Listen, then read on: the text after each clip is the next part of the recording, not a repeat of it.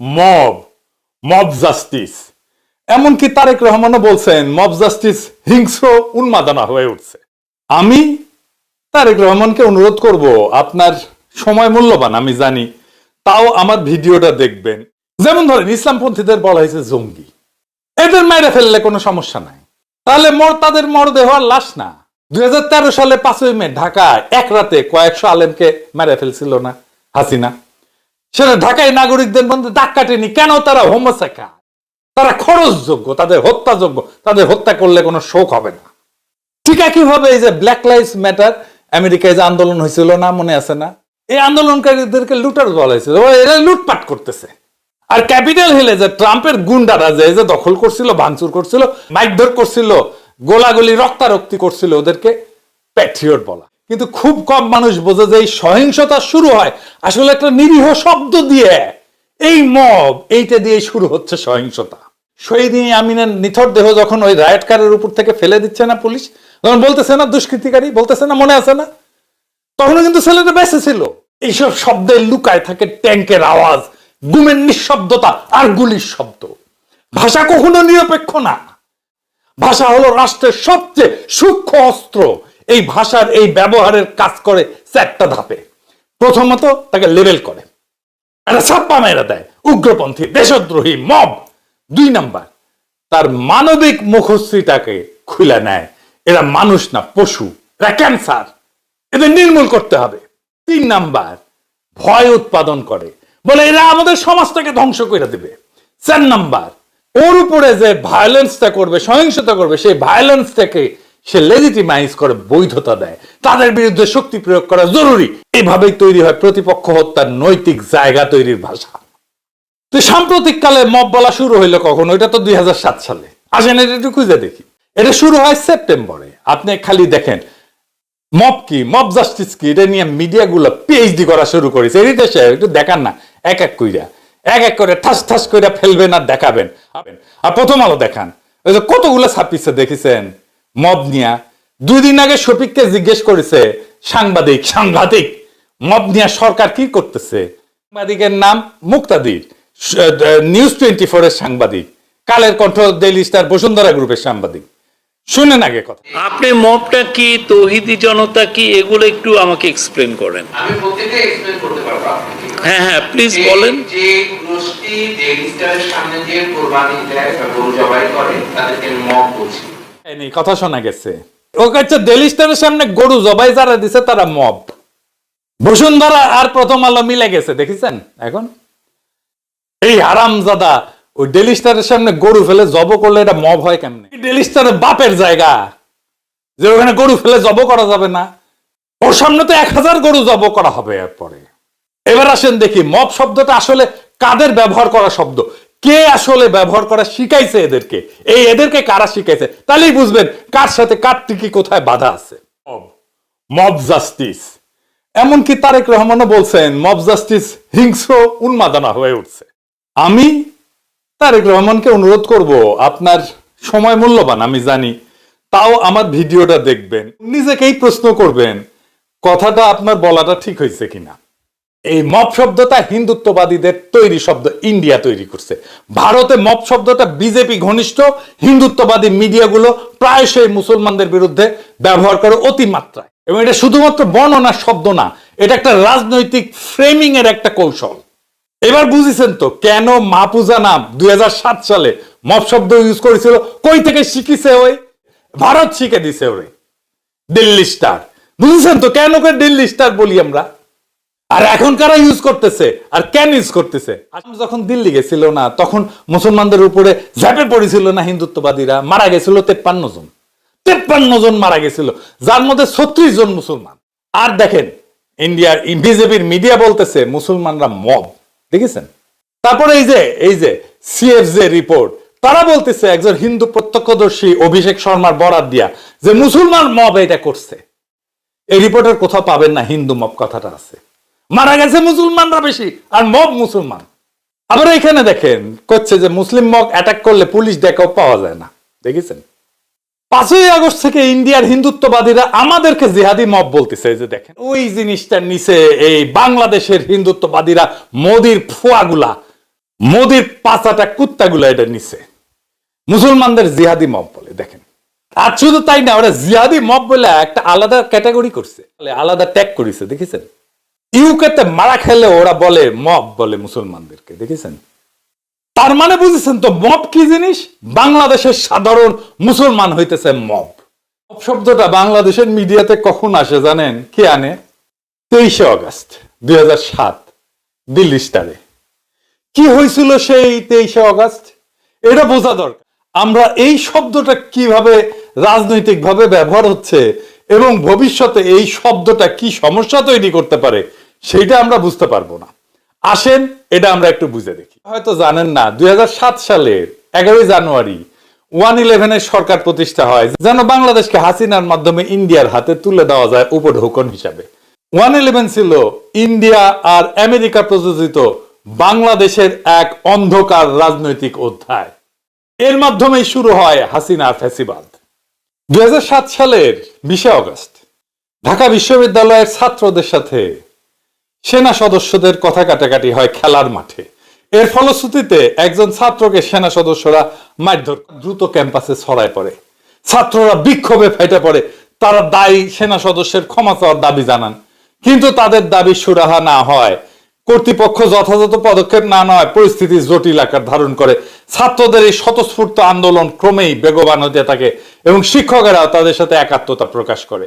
এর মতো সারা বাংলাদেশের শিক্ষা প্রতিষ্ঠানগুলোতে ছড়ায় যায় এই আন্দোলন এবং তার সাথে সাথে জনতারাও যুক্ত হয়, ঠিক একইভাবে 2024-এর জুলাই আগস্ট বিপ্লবের মতো। ছাত্রদের শান্তিপূর্ণ আন্দোলনে আইন শৃঙ্খলা রক্ষাকারী বাহিনী, বিশেষ করে পুলিশের বল প্রয়োগের ফলে পরিস্থিতি ভয়াবহ রূপ নেয়। মতোই একই ঘটনা একই রকম ভাবে ঘটছিল। সব সরকারি স্থাপনা একের পর এক আগুন লাগায় দেয় বিক্ষুব্ধ ছাত্র জনতা। এই ছবিটা সেই সময়ের এক আইকনিক ছবি।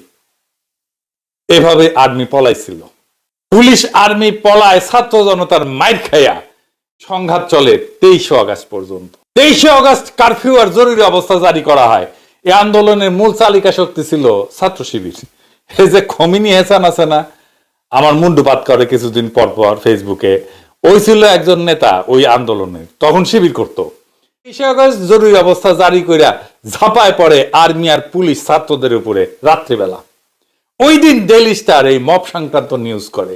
এই নিউজের উদ্দেশ্য হচ্ছে এরপরে যে ক্র্যাকডাউন করবে আর্মি আর পুলিশ, তার পক্ষে বৈধতা উৎপাদন করা, যাতে আর্মি ব্লক রেড দেয়া, ছাত্রদের বেদম পেটায় সমস্ত যতগুলো মেস ছিল, যতগুলো হোস্টেল ছিল ছাত্রদের সবগুলোতে। আজ এই সুপার মার্কেটের উপর তলায় তখন অনেক ছাত্র থাকতো, এদের প্রত্যেকের ধরে বেদম পেটায়, হাত পা ভেঙে দেয় একেবারে। জুলাই আগস্ট বিপ্লবের টাইমে যেইভাবে আর্মি পুলিশ ব্লক রেড দিছে, একইভাবে ওই সময় পারিছিল, 2024-এ পারে নাই। এটাই যা তফাৎ। এরপরে ইউনিভার্সিটির টিচারদের অ্যারেস্ট করে একই সময়।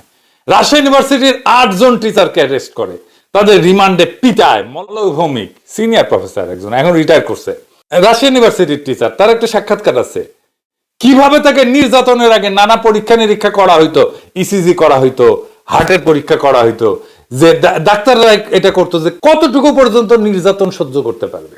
এই যে শিক্ষকদের রিমান্ডে নিয়ে আর নির্যাতন, এটা আর কখনো হয় নাই, এটাই প্রথম, এমনকি বাকশালের আমলেও হয় নাই। এই নিপীড়নের বৈধতা উৎপাদন করছিল সেই ডেইলি স্টারের মব টাইটেলের নিউজ। 111-এর এই সময়টাই ছিল হাসিনার শাসনের ড্রেস রিহার্সেল। ওইখান থেকেই শেখে কিভাবে বিক্ষোভ দমাইতে হয়। এখন প্রশ্ন করতে পারেন, একটা পত্রিকার টাইটেলই কিভাবে হত্যার বৈধতা উৎপাদন করতে পারে? আসেন বিষয়টা বুঝে দেখি। ভাষা, এই যে আমরা কথা বলি, এটা শুধু যোগাযোগের মাধ্যম না, আমরা এটা দিয়ে শুধু মনের ভাবই প্রকাশ করি না। ভাষা এক ধরনের ক্ষমতা, ভাষা দিয়ে বাস্তব নির্মাণ করা যায়। কোন ঘটনাকে ন্যায় বা অন্যায়, কারো অস্তিত্বকে বৈধ বা অবৈধ, এটা প্রমাণ করা যায়। ইংরেজিতে কয় যে language is not just representational, it is performative. ইংরেজিতে যেহেতু কইছে, ঠিকই কইছে, তাই না? কারণ ভাষা শুধু বর্ণনা করে না, তা কিছু ঘটায়ও ফেলে। আপনি যখন কোন জনগোষ্ঠীকে সন্ত্রাসী, উগ্র, অসভ্য, মব এটা বলবেন, আপনি শুধু শব্দ বলেন না, আপনি একটা ন্যারেটিভ তৈরি করেন। এই ন্যারেটিভ তাদের মানবিক মর্যাদা কাইরা নেয়, আর সেই ন্যারেটিভের ভিত্তিতে নির্মাণ হয় তাদের উপরে সহিংসতা করার বৈধ কাঠামো। দেখেন, 2024 বর্ষা বিপ্লব চলতেছে, তখন ডেইলি স্টার এডিটোরিয়াল লিখলো ইংরেজি যেহেতু কইছে ঠিকই কইছে, তাই না? বাংলা করে দিই তাহলে বুঝবেন ঠিকই কইছে কিনা। সে গত বর্ষা বিপ্লব, হাসিনা বিরুদ্ধে বর্ষা বিপ্লব সময় বলতেছে, প্রারম্ভেই আমরা সেই আদর্শিক এবং রাজনৈতিকভাবে প্রভাবিত গোষ্ঠীগুলোর সৃষ্ট তাণ্ডব, এই শব্দটা দেখেন, তাণ্ডবের প্রতি আমাদের স্পষ্ট নিন্দা প্রকাশ করতে চাই, যাদের লক্ষ্য ছিল আমাদের দেশকে অস্থিতিশীল করা, সাধারণ অসন্তোষকে সহিংসতায় উস্কে দেওয়া এবং সরকার উৎখাতের চেষ্টা, যা কিছু মন্ত্রীর দাবি অনুযায়ী, এবং তা যদি সত্য হয় তবে আমরা দৃঢ়ভাবে নিন্দা জানাই। তার মানে বুঝেছেন তো, ওই জুলাই বিপ্লব আমাদেরকে বলতেছে আমরা তাণ্ডব করতেছি, আমরা সরকার উৎখাতের চেষ্টা করতেছি। এটা 26শে জুলাইয়ের কথা। হাজার ছাড়ায় নাই সেই সময়ের মধ্যে মৃতের সংখ্যা, মানে ছাত্র জনতার তাণ্ডব করেছে। বিক্ষোভকারীদের যদি দাঙ্গাকারী বলি, এই এক লাইনের মধ্যে প্রতিবাদকারীর মানবিকতা হরণ করে ফেলা হয়, আইন শৃঙ্খলা বাহিনীর গুলি চালানোর পথ প্রশস্ত করে দেওয়া। মাহফুজা নাম এইরকম একটা জাউরা, জাউরার জাউরা, 14 জেনারেশনের জাউরা, সুশীলের বেশ পড়া একটা নিরেট জাউরা, যার ন্যায়সঙ্গত লড়াইয়ে যারা লিপ্ত তাদের হত্যার পক্ষে বৈধতা উৎপাদন করা আর কোনো কাজ নাই। এটা সাহেব দেন সিলমেরা, জাউরার জাউরা, ওটারে আরো একবার দেন, আরো একবার। জুডিথ বাটলার এর একটা তত্ত্ব আছে আর কি, গ্রিভেবল লাইফ, মানে শোক করার মতো জীবন আর কি। উনি বলতেছেন কিছু জীবন আমাদের কাছে মূল্যবান, যার জন্য শোক করা যায়, যার জন্য আমরা কান্নাকাটি করি, যাদেরকে হারায় ফেললে আমরা কাঁদি, ইংরেজিতে কইছে গ্রিভেবল। আর কিছু জীবন হারাইলে সেটা শোকের উপযোগী না, আমরা শোক করি না, বরং আনন্দ করি। যদি কাউকে ভাষার মাধ্যমে অমানুষ, বর্বর বা সভ্যতা বা রাষ্ট্র বা সমাজের জন্য হুমকি হিসেবে উপস্থাপন করা যায়, তাহলে তাদের মৃত্যু আমাদের অনুভবে মৃত্যু হিসেবে আর বিবেচিত হয় না। যেমন এক ফিলিস্তিনিকে যখন টেরোরিস্ট বলা হয়, তার উপরে বোমা ফেলা হলে তাতে বিশ্বের বিবেক কাঁপে না, কিন্তু এখন ইসরায়েলি বেসামরিক মানুষকে ভিকটিম বলা হইলে তার মৃত্যু দুঃখজনক হয়ে ওঠে। ফুকো দেখাইছেন আধুনিক রাষ্ট্র নিজেকে ন্যায়বান হিসেবে উপস্থাপন করতে ভাষাকে ব্যবহার করে। রাষ্ট্র রাষ্ট্র রাষ্ট্র নিজেকে ন্যায়বান হিসেবে উপস্থাপন করতে ভাষাকে ব্যবহার করে। আমরা আইন প্রয়োগ করছি, কিন্তু তারা গুলি চালাইতেছে, মানুষ মারতেছে। সে বলবে না আমরা মানুষ মারতেছি, সে বলবে আমরা আইন প্রয়োগ করতেছি, শান্তি ফিরাইতেছি। এইভাবে সে ভাষা দিয়ে সহিংসতাকে বৈধতা দেয়। জর্জিও আগামবেনের একটা গুরুত্বপূর্ণ ধারণা আছে, হোমোসেকার। আগামবেন বলেন যে আধুনিক রাষ্ট্রে এমন কিছু মানুষ তৈরি করে যাদের হত্যা করা যায়, যাদের হত্যা করলে সমাজ রাষ্ট্রের কোনো কিছু যায় আসে না। আপনি মব ভায়োলেন্স বলে গুগলে সার্চ দেন, এডিটর সাহেব দেন না সার্চ, টপ স্টোরি দেখেন বাংলাদেশের সব, দেখেছেন?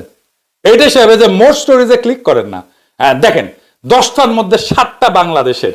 তার মানে সাকসেসফুলি সে তার ন্যারেটিভ তৈরি করে ফেলেছে। যে ন্যারেটিভ সে তৈরি করেছিল জঙ্গি বইলা, ইসলামিক টেরোরিস্ট বইলা, সেই ন্যারেটিভ সে তৈরি করে ফেলছে মব বইয়া। এখন মারবে সেও, এখন মারা শুরু করবে। এখন মব ন্যারেটিভ তৈরি করার প্রয়োজন কেন হইল? ওই যে হুদারে ধরিছে না, গলার জুতার মালা দিছে, মুখে ধরে জুতার বাড়ি দিছে, তো তাদের তো পিটায় মেরে ফেলেন নাই। আমি সবাইরে বলতেছি, যারা আইন জানেন তাদেরকেও বলতেছি, আর ধরেন আমি যদি মতিউর রহমানকে পরশ পরশ করে থাপ্পড় মারি, আর মতিউর রহমান যদি ঘুরে উল্টা পড়লো নি, না না আমি করছি না যে এটা হবেই, কিন্তু হতেও তো পারে। বা ধরেন মাহফুজা নাম, ওই সামনে গিয়ে দিলাম থুতু, আর আশেপাশ থেকে দিলা থুতু, না এটা হবেই করছি না, কিন্তু হতেও তো পারে। ও তো ওই মামলা করবি যে আমার থাপড়াইছে, করুক, আদালতে আমার শাস্তি কি হবি? 3 মাসের জেল হবি সর্বোচ্চ।